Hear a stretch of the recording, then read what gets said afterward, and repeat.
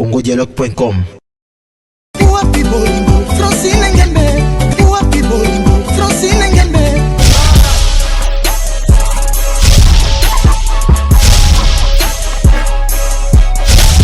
congodialogue.com.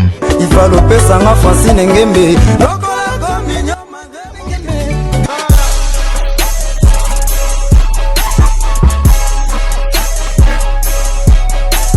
congodialogue.com.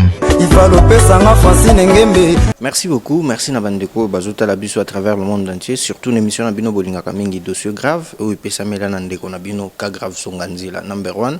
Merci Nandenge Bozo Yambabiso partout, ça dit na pesi bonjour, na pesi bonjour, bonsoir, na pesi sali par rapport à Air Bozo de Labiso Sikoyo. Et aujourd'hui, j'ai le réel plaisir de recevoir une grande dame. Parmi c'est l'une de très belles voix féminines dans Mboka Nabiso, en Afrique, dans le monde entier, parce qu'elle a eu quand même à prouver de quoi elle est capable dans la musique. Mama partout à moderniser la musique à Congo parce que instrument traditionnel Nabiso deux fois ils ont un peu négligé, mais grâce à elle les lots tout ceux qui na bangala ozoka bazobeta mutu ashi ok na kasai na kasai mutu ashi zobeta moke na katanga partout là il s'agit bien de la reine. Elle s'appelle bien Mamou National, Maman Tchalamona, que je m'en vais rapidement lui dire bonjour Maman Tchalamona. Oui papa, bonjour. Maman, tous les Sengomingi à Koyamayo, surtout que c'est la première fois, tous les une émission Nabiso de ce grave, surtout à Wana site Nabiso www.congodialogue.com où il y a Francine Ngembe. N'habitez pas impression na les bonne. Oh bien, bien. En tout cas, na sepedi n'andenge vraiment.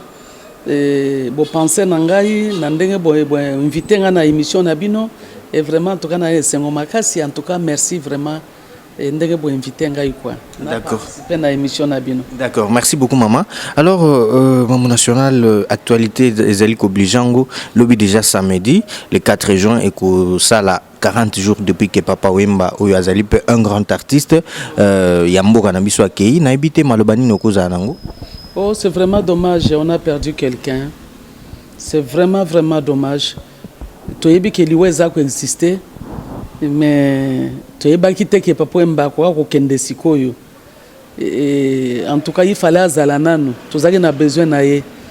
Tu les makasi, tu regretté, surtout tu as peu fâché. Aussi au moni batu baza fâché contre lui, mais peuple congolais est vraiment fâché.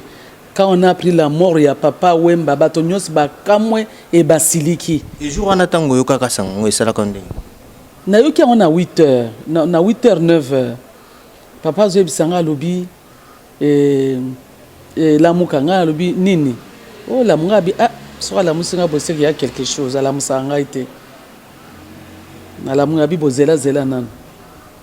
Et puis, on a se préparé dans Zongi.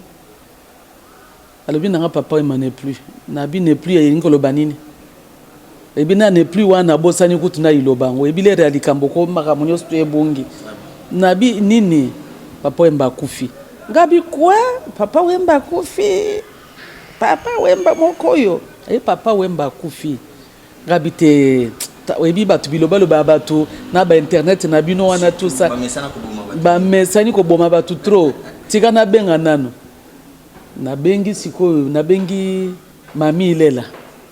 Alobi oui, c'est vrai, Mami Lela pas azole. Ngabi oh, Mami Lela zarolela, c'est que c'est vrai. Et bien voilà, papa mba kufi na mi bambi na mabele na lamuki na kena sukoli na telemi na keti e pa papa wemba pona ndima ya solo na kuti kuna lopango polele et papa wembe parti. Vraiment salibiso mawa mingi toucher peuple congolais et toucher mokili mobimba batu nyonso batelema epo na liwa papa wemba soki ezalaki vraiment liwa ya kosomba na mbongo mbele mokili mobimba sangisi pona kosomba liwa ya papa wemba po taza na bomoi. Malobana c'est vraiment touchant na bandeko déjà bazota la biso pe na kopesa bambote nanga na ya Willy Musheni na bi azota la biso pourquoi pas président Jules Maswa na bi kebino bato bozo senga bolobaki Maman National et sengeli pa loba. Alors maman na ndenge pe to yambio awa donc lobi déjà 40 jours na ebité malobani noko sa famille na biologique et puis bino artiste famille na ngai moko pe famille na musicale na kolobani nga pe na concerné na kati na yebi wonga na kolobate c'est 40 jours hein. 40 jours ekochanger mpe eloko te kozongisa eloko te ezaka 40 jours En tout cas, surtout mpe bosala ne featuring anze momoko ndikulonda konsokuwaya ndimfwaneba konsokuwaya ebe voilà nayembaki na chiluba nzembo wana c'est dommage na regretter vraiment en tout cas naye kokanisa yango ntango asi akei tozalaka nde mikolo nyonso vraiment ifanasa na image nabosanaki vraiment en tout cas kobosana te mais à chaque fois so tokutani bon on va faire ça mais ebe voilà baane ebele eleki tosali ata image te naza ata na image na ye te. Merci maman, ça c'était juste les souvenirs pour nous se rappeler un grand artiste Oyo Akei, l'immortel Papa Mba, il nous a quitté sans nous quitter parce qu'il nous a laissé ses œuvres. Et Kotika a toujours Nenge wana na mité manabiso yango to pesa. Merci toujours na madame Francine Gembe. Alors maman tiana mona na ndenge to yambio lelo. Est-ce qu'on peut savoir lelo carrière musicale à maman? Lelo to ko lo ba 40 ans, 50 ans, 45 ans, 60 ans. Ebele boy boni ozo tindika ngano kinoki boy. 70 ans ebele boy bongo disko na ozana age nini. Na ebike na mukolo na ebike na koli. Nazana 36 ans de carrière. 36 ans de carrière musicale. Ouais, 37 ans. 37e année na yo déjà yango ozo kenango to ko lo ba bilan est positif ou négatif? Écoutez, c'est là eza mokili hein. Bilan pour ngai eza malamu. Na remercier nzambe na ngai vraiment en tout cas ndenge à maintenir ngai na mokili nazali na musalo wa pesa ngai ya ngai don vraiment nazo kendana nka liboso je tiens toujours le coup oyebi ke za musala moko ya pasi musala ya muziki et y a des hauts et des bas mais mingi bakatana mingi batika parce que za musala moko compliqué et vraiment en tout cas nzambe abateli ngai apesi ngai d'abord santé makasi mayele naza kokola na kati ya muziki napesi nzambe na ngai merci na bondelaka mikolo nyonso napesi ye merci et vraiment en tout cas mais abakisela ngai lisusu bambula abakisela ngai lisusu bambula nasilisa oyo naza nango na motema. Vraiment. Combien d'albums réalisés? Naza déjà na 33. 33 albums. Ouais. Donc 37 ans de carrière. Ouais. Lelo na bandeko bazota biso se bakoyeba nzembo nini oyo esala pena ke ozala mamu national pena batu bayeba yo partout bandima. Amina, serre-moi la main, même si tu m'as mis en ballottage, je ne peux pas te garder rancune. Le monde c'est comme ça. Aujourd'hui c'est toi, demain c'est moi. Voilà, je m'en vais, je te kori oh oh. Nzembo yo tata na ngai kende na Côte d'Ivoire yangonde salaki ngai. Amina yangonde esalaki ngai. Comment un album nini? Album 45 tours na 1980. Non, 81 pardon, en 1981, produit par François Cogna. Mbala liboso na sala wa yanga ipe 45 tours bandimi yango wana yangonde lansaki ngambala moko. Après na yako zongisa kamana meme ya ye, kamana meme ya ye, kumbe yo kumbe lele, kumbe na yako zongisa lisusu chibola mulumbai. Simana yango baninga na sinabali botika kofinela nga misongo na nzela et puis misusu elandi ebele tokomina ba tatwa kafama mwaka ya kwa butatwa elele bana baga shala batangu lantang tatwa nyelele tatwa nye monsumbi diabila tatwa elele muntu yonso ujini malwe kuseki mwine ba karola gito kumanyi chia malu sentu poto akonshien muntu yonso ujine bwende mumuchima mweyo ebe voilà. En tout cas, obi nandenge pena ndenge zole ka émission zole ka boina bi no batutu ba otala biso de partout et surtout ba les cases cosmétiques na Paris na bi ki aza connecté pas à Osepela Maïsa Pembe Juive Noir na Canada et baza per Osepela. Alors maman, secret artistique na wezani? Parce que Osaka on Osaka au top kaka donc batumsu ba esima na yo ba leki mais yo Osaka secret zani oh banani ngo baleki batumsu ba leka ko batumsu ne ben ndule boya ba mamu ndule tika ye webi musalo ezalaka musala moko il faut osala na encadrement et surtout il faut osala na moyen musala ya musique eza musala pamba te parce que naza na mungu kitoko to mpo naza kitoko to mpo nayebi kobina nayebi koyemba te. Il faut kozala bien encadré parce qu'il y a des moments difficiles et vraiment yo moko ko perdre mutu oyebi ndenge okokosala te soko oza na encadrement makasi te okotengama na yango wana vraiment en tout cas na musala oyo il faut beaucoup plus de sérieux kozala na sérieux makasi. Il faut vraiment, c'est vrai moyen, il faut ezala parce que au ta studio pambate, il faut futa ba studio, futa ba to, futa magambutu. Et promotion surtout cause na promotion makasi, so promotion ezate, ezalo ko le boti mwana mais il faut kolisa ye. Et ben voilà, c'est ça. Il faut qu'on travaille makasi, kolula pongite parce que biso amisien to la mingi, kolula pongite. Pongi ezali pona ba feneya. Mais il faut que vous allez à côté le maire Olamuka, c'est ça.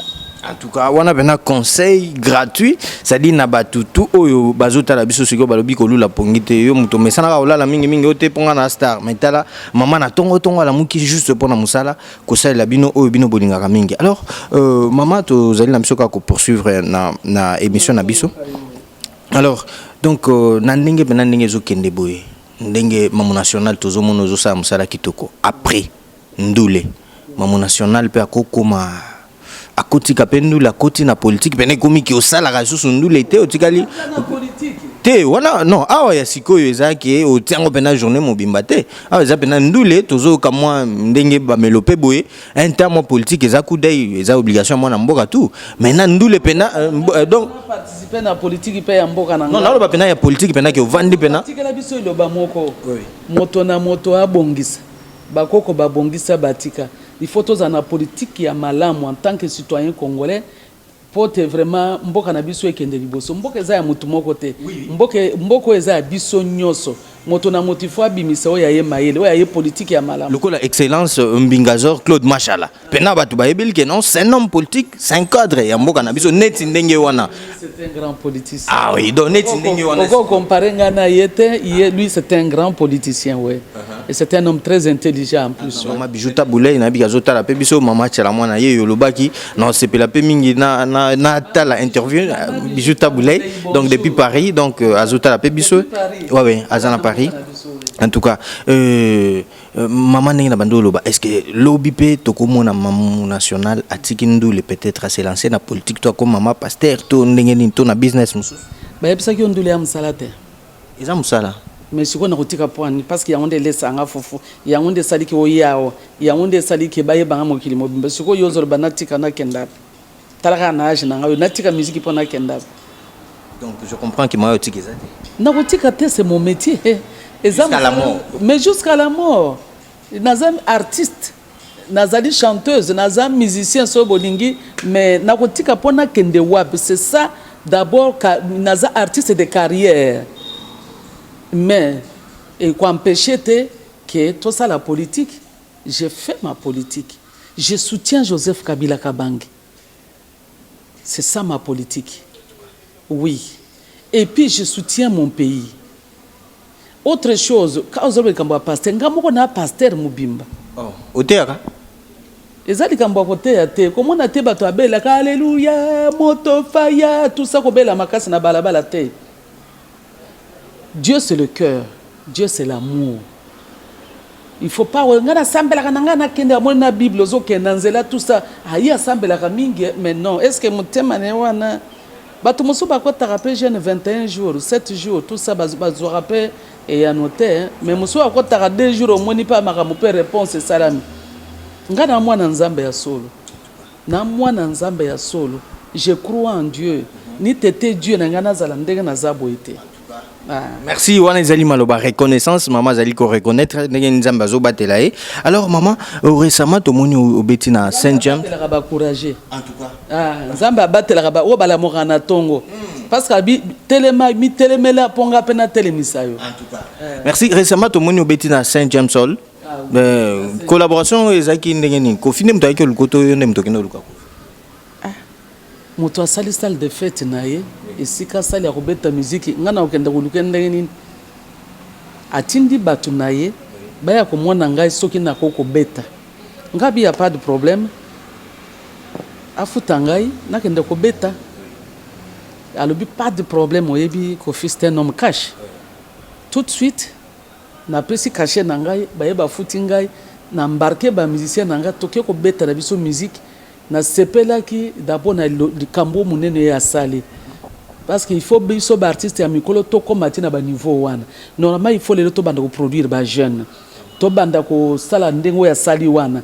déjà na production naza nango déjà parce que oui ba meje 30 ba just diena misusu bazo masikoyo nani boss na lula na petit pima tete bazo masikoyo so banga souté ba okende ko ba meje ba ke non meje c'est ma fille ça c'est ma fille vraiment yetika yena no akende sika ke anaibika kozonga monsieur Itaraye ba bonne chance to ba bien sûr na souhaiterais ba bonne c'est ma fille.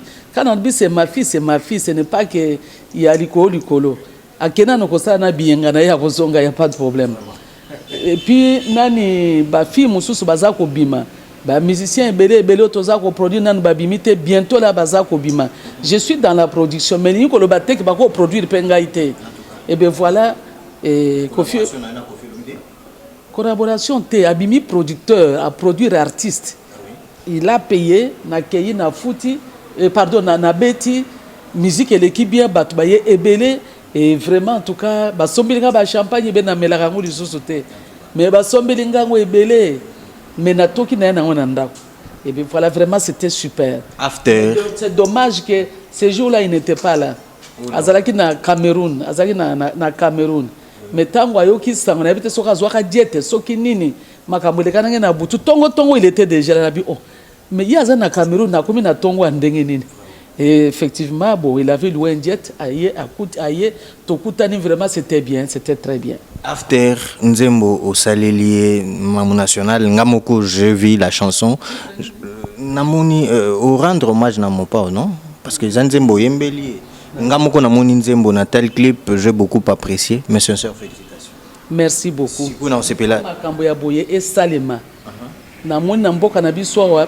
peut-être tofungwama penzana no mingi te bobima bota dans le monde ba artiste bakutanaka bayembaka bakumisanaka ba artiste vraiment omoni oyo ba se changeaka oya ya beti na oyo okuna beti na oyo okuna yembi ya gospel aya yembi na oyo ya musique ya tous les jours oyo boya sali boy mais pas na biso ezali oyo kuna musique ya nzambe il faut mona bato nzamba ondenge ba se comporter après oyo kuna musique ya bo on na ko beta na oyo te o kuna ko finga na ko swana mais eza ko apporter biso à zéro à rien zo diminuer biso à chaque fois ba toujours on n'est pas organisé à cause ya attitude ya mabe ya ko finga na ko swana ko lingana te il faut to lingana to zapelo ko abaninga moninga sai loko ya malamu il faut okumisa ye ngayo bayembanga na ba malien bayembanga na ba ivoirien bayembanga na ba sénégalais bon ba onde ba zoba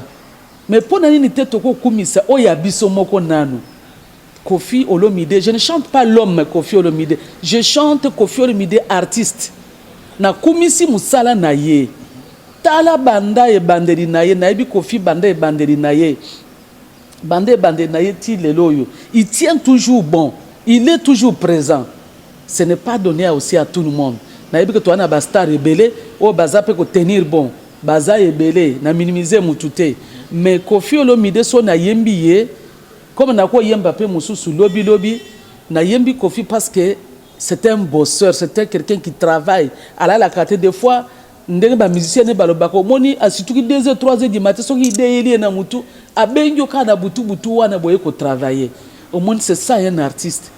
Parce que l'inspiration il faut vraiment saisir. Parce que des fois, tout le temps, il faut saisir. Il faut que la mentalité échanger. Koyemba Kofi, nenga batonso bazolo. Bo yembi po anini. Alinga kufa na bi onono. Ba yemba ka mutoka soka alinga kufa. Il faut ko yemba ko kumisa mutu azana bomo ko kumisa ye ko lakisa ke musala ozako sala ezali vraiment considérable. Musala ozako sala tolingi ngo to sepeli nango. Ezalo kumu ya mboka na biso. Kofi il est le nôtre. À moi na biso ndeko na biso. Vraiment en tout cas il faut biso mo d'abord to sepela na ye. totika bato mosusu ya musika bayembaka ye to baloba mais biso moko bakolo ndeko il faut toyemba eboyemba pe ngai eboyemba pe ngai. Maintenant par là il y a aussi des gens qui disent que pourquoi chanter Koffi Olomide tandis que Lutumba Simaro azali tandis que Joski Kambukuta vie belé bazali pourquoi ko bandaka na Koffi Olomide boni otuna su ba question ya modèle wana kasi non bato nde balobi te bato bayokaka ndule na biso Koffi na sai mabe te ça mabe te. Koffi Olomide c'est un grand artiste dans ce pays, personne ne peut l'ignorer. Maintenant, ce que Batouba lobby par rapport à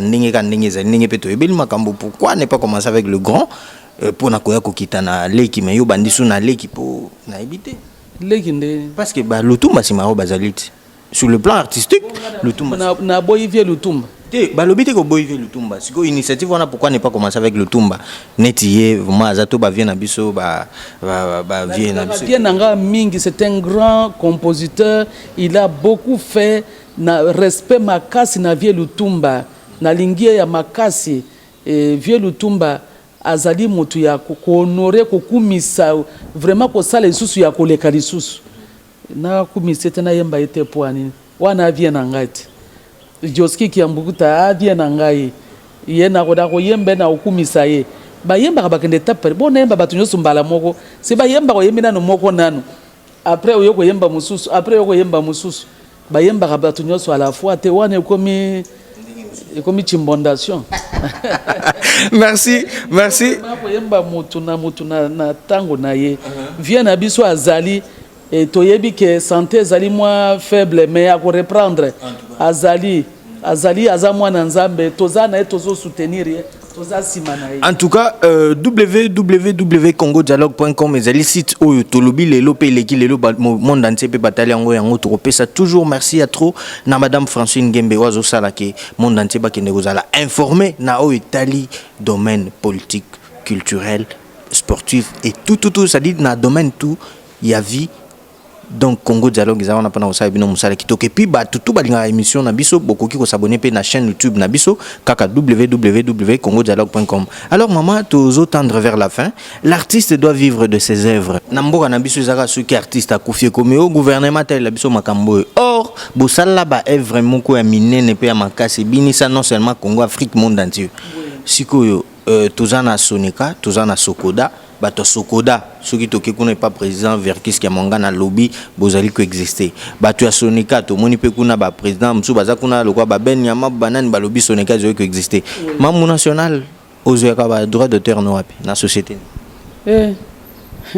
ba droit d'auteur ya mboka na biso yo e amwa problème banda ko banda na mutu c'est-à-dire na ba sasem kuna droit d'auteur ya ba africain zali problème mindele baza ko profiter na ba droit ya ba artiste africain donc ba yebi que toi faible moyen ko sala matata ezate ba kataka biso ba droit des fois ko mona que musique obeti ko des fois au moni na compte no za na 1 euro mususu za na 15 euro mususu za na soki combien mais bongo nyonso na yemba ko yo boye ono bofutaka ba droit te ya ndenge nini o bamboka na bino futaka ba droit te ezali un peu compliqué c'est vraiment compliqué mais d'abord même na mboka na biso awa ba radio ba télévision bino yo bofutaka ba droit te sikoyo ça c'est mwana to Sokoda ko futa biso ndenge nini tozana Sokoda tozana Soneka c'est normal kenda na poto okuta Adami azali mususu kombo na bosani azali tozana Saseme pa azali na Belgique tozana Sabam awa pona ntokoza na Soneka te na Sokoda te moi des autres réseaux parce que kaka même artiste au bazana na Sokoda bango pe baza sur na Soneka ou c'est normal to touchera na Adami to touchera pe na Sasem ezana même mboka na France na Paris précisément awa pe to ko toucher mais problème eza ya ba société te problème siko ezali sikoyo ya kofuta batu ata bosali di société ezaka na munoko bafuta biso te tozozwe eloko te bao bazana kati peut-être baonde bazozwe eloko tozozwe eloko te ba artiste ya Congo tozwaka te d'abord na mboka na biso bafuta ba droit te radio télévision ba hôtel ba bar ba boena bo eske mingi bafuta ba taxi mitukezo leka tout ça là bafuta te il faut bayeba ko futa ko ba ko futa biso côté mususu pe bawa bazana basokoda bazana motema la mpe soki eloko ye bakwa kofuta bato nyonso. Et c'est dans ce sens là mais na ebite na pesa na ni faute.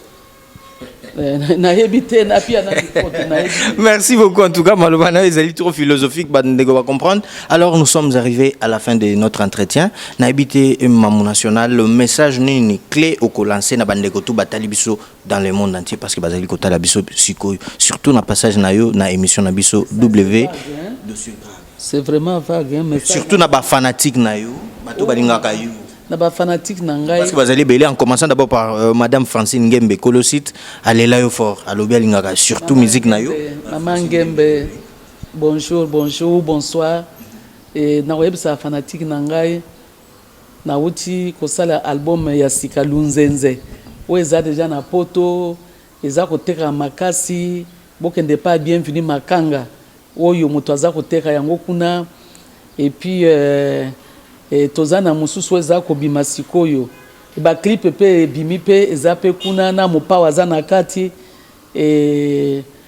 na ba clip oya Chintu Mvita Lunzenza nyonso to ezali et puis oyo mususu ya Sika pe eza kolanda baba nyima wanyi baba nyime baba nyima wanyi baba nyime baba nyima wanyi eza kobima sikoyo na lingi bino ya trop na yebi ke mingi bazo se prendre ke nga na tiaka mabanga mingi te mais nga pe na ko yemba batu pamba te sans que vraiment yo moko osengi te e kozala malamu osengi bongo libanga ekoti ndenge ni bako joindre yo peut-être ndenge bako joindre nga bo joindre site na biso yo boko mona ke opesi kombo et puis otiena pakolami pe omoni pe makambo eleki et ben voilà. Anya kula na shaka isa muchilu basi. Wewe utoa wale chiluba? Wewe ndinga kula chiluba? Wewe udi muluba? Ndinga kula chiluba parce que ndi Congolais. Kaka. Chiluba cha mushindo gaya. Chini nga kuleti? Mimi ndinga kula chiluba. Songanzila. Songanzila ngine njabena kasai. Kaka. Kaki ngambile songanzila kingine njabako mwa. Bon, dina oui ndina njabako bien sûr. En tout cas songanzila. Vous a surpris. Oui, ndi mukala surpris parce que ngambile ne songanzila mwana kasai. Bon, de toute façon tout dit mélange. Oui. Yitonga di mo mena ka di mabonda kana tout ça là. Il y a pas de problème. Njingambile mbana betu bonso bajikala kumputu bwase. Sumbai disque djanji dimpe njimwimbe Sumbai. Et ben voilà. D'accord. Merci. Il n'y a pas de dédicace. Attends-moi 2-3 na boka kabatu mais mutu il faut kosenga ntumu kala ngele mabanga kajibu amenkwele dibanga il faut wenka yebe ufile autorisation na koko loko yembo bo était après au fâché o ayemba ngapo na dinga biloko wana ya oli musheni yo mutozota la biso président Gilles Masso na bi ozota la biso ba les cases cosmétiques bozota la biso ngasiko mama na sengi siko libanga ngasiko na sengi Kongolo José Kongolo na pesi yo mbote mama José Kongolo Adam Kongolo bébé Kongolo na pesi bino mbote ya trop bisous makasi Micheline Kongolo pe na Suisse na pesi yo bambote belé Kongolo ba voilà en tout cas bazali vraiment ebelé maman boza ebelé et puis na pesi na Olivier Kachala wa Kazadi na pesi yo mbote ya mingi aza na Paris naza kopesa mbote na ba o nyoso vraiment ba sali sangai eza na Paris eza na Bruxelles eza Europe mobimba partout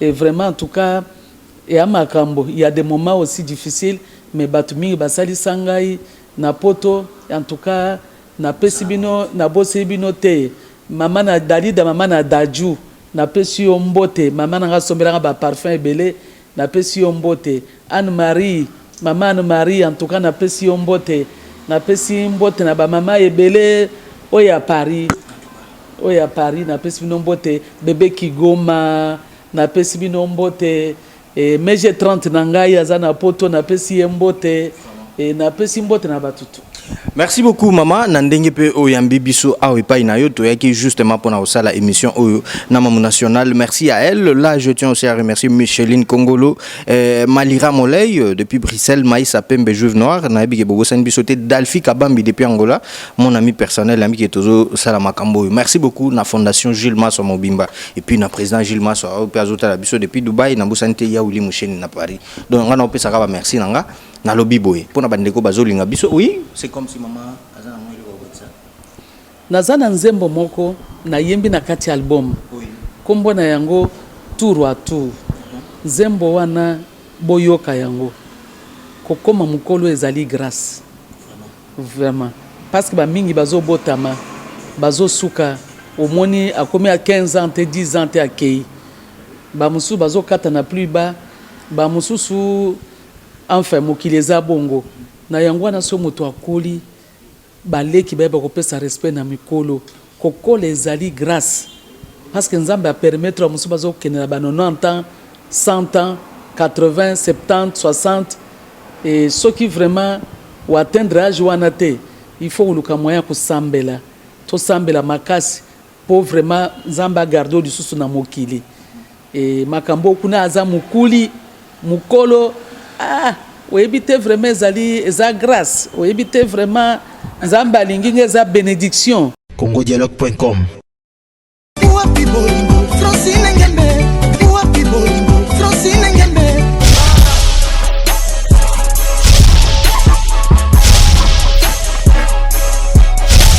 congodialogue.com ivalopesanga Francine Ngembe